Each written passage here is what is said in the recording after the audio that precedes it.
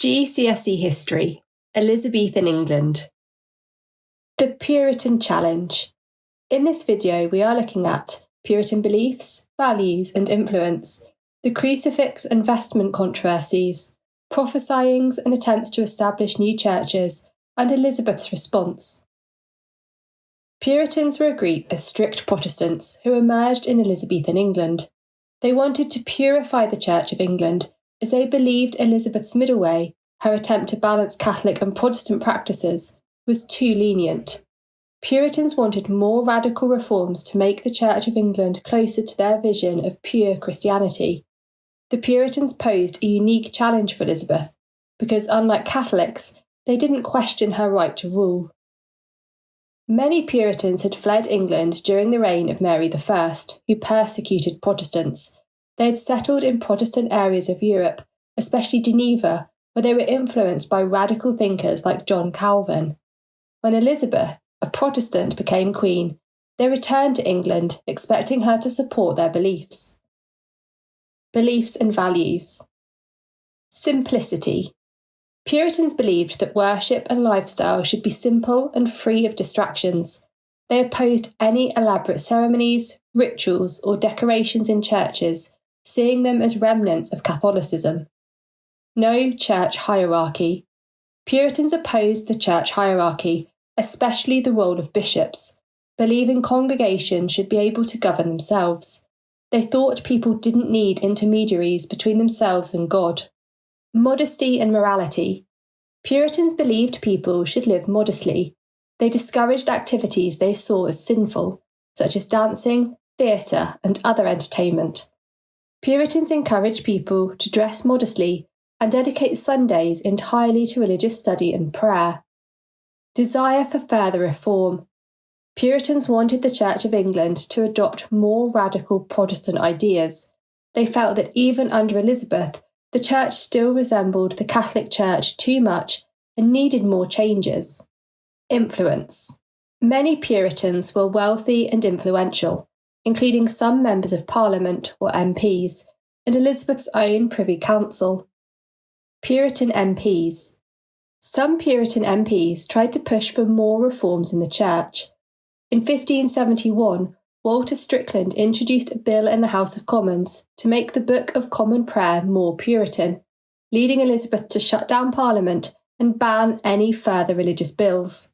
Peter Wentworth challenged Elizabeth's control over what MPs could discuss in Parliament, advocating for free speech on religious issues. In 1586, Anthony Cope tried to amend the religious settlement by introducing a bill to remove some remaining Catholic elements. He and Wentworth were both imprisoned as a result. Puritans in the Privy Council. Some of Elizabeth's closest advisers, like Francis Walsingham and Robert Dudley, were Puritans. However, they took a more moderate approach than the radical MPs, aiming to gently influence Elizabeth toward reform without direct confrontation. The crucifix controversy. The crucifix is an image of Jesus on the cross, symbolising his sacrifice and a common symbol in Christian churches. During Elizabeth I's reign, it became a point of controversy between her and the Puritans. Elizabeth wanted crucifixes to be displayed in all churches across England. She believed they helped make churches look and feel familiar, especially to Catholics, which was part of her aim to make the Church of England more inclusive and unified. By keeping some traditional symbols, Elizabeth hoped Catholics would feel more comfortable attending Protestant services. However, Puritans strongly opposed this idea. They believed that the crucifix was an idol, a man-made object worshipped in place of God, which they felt went against true Christian beliefs. Puritans preferred a plain style of worship and saw images like the crucifix as distracting from the true faith. When Elizabeth demanded each church display a crucifix, several Puritan bishops threatened to resign in protest. Not wanting to lose her bishops and recognising the strength of their opposition, Elizabeth decided to back down. Instead of forcing all churches to display a crucifix, she allowed it only in her private royal chapel. The vestment controversy. The vestment controversy was another point of conflict between Elizabeth and the Puritans over what clergy should wear during church services. Vestments are special clothes worn by priests to set them apart from ordinary people. In the Church of England, bishops and priests were required to wear a white gown, called a surplice, during services. This tradition had roots in Catholic practices, where priests were expected to look distinct to symbolise their special role. Puritans, however, preferred clergy to dress in simple, ordinary clothing. They believed priests should not appear different from the rest of the congregation and saw elaborate clothing as unnecessary and too closely linked to Catholic traditions. The wearing of vestments was set out in the royal injunctions issued by Elizabeth, but by 1565 it was clear that many Puritan clergy were ignoring this rule and not wearing the required vestments. In response, the Archbishop of Canterbury issued new guidelines and even held an exhibition in London to show clergy exactly what they were expected to wear and when. Of the 110 clergy invited to this exhibition, 37 refused to attend and were dismissed from their positions as a result. By 1568, most clergy reluctantly agreed to conform and wear the vestments, although they weren't all happy about it. However, a small group of Puritans, known as Presbyterians, continued to resist, arguing that the Church of England should adopt more radical changes and do away with traditions they considered too Catholic. Prophesyings. In the 1570s, prophesyings became popular. These were gatherings where members of the clergy met for prayer, Bible study and discussion. While these meetings sometimes included criticism of the Church of England, Elizabeth's government saw them as potentially dangerous because they could spread discontent. Attempts to establish new churches. Some Puritans attempted to form their own separate churches outside the Church of England. In 1580, a separatist church was set up in Norwich, and in 1592, another was established in London.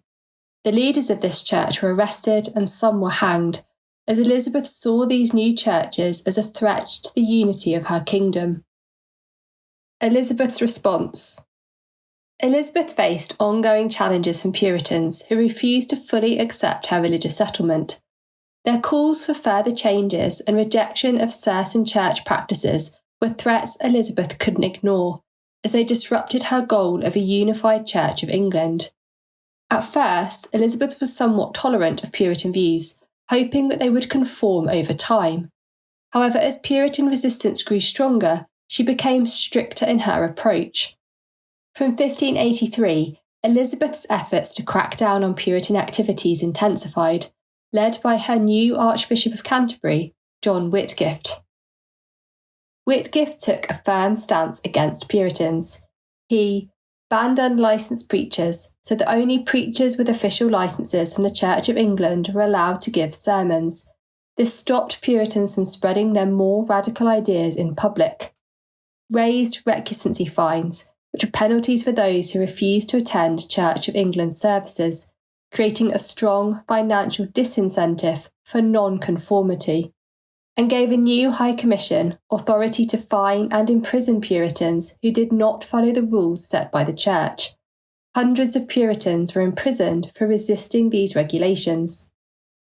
In summary, Puritans were strict Protestants who wanted to remove all Catholic elements from the Church of England and believed Elizabeth's middle way was too lenient. Puritans in Parliament and the Privy Council tried to influence religious reforms, but Elizabeth shut down these attempts and even imprisoned MPs who pushed too hard. The crucifix and vestment controversies showed how Puritans resisted Catholic-style decorations and clothing in church, but Elizabeth only partly gave in to their demands. Some Puritans set up separate churches and held prophesyings, which the government saw as a threat to religious unity and stability in England. Elizabeth's early response was tolerant, but as Puritan pressure grew, she became stricter, banning unlicensed preaching and increasing fines for non-conformity. And under Archbishop Whitgift from 1583, harsh measures were introduced, including fines, imprisonment, and tighter control over preaching to suppress the Puritan challenge.